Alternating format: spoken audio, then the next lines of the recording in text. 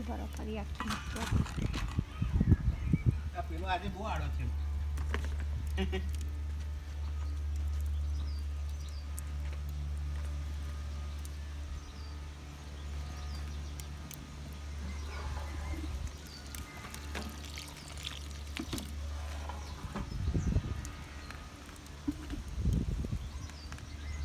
ફૂલે છે ને સરસ.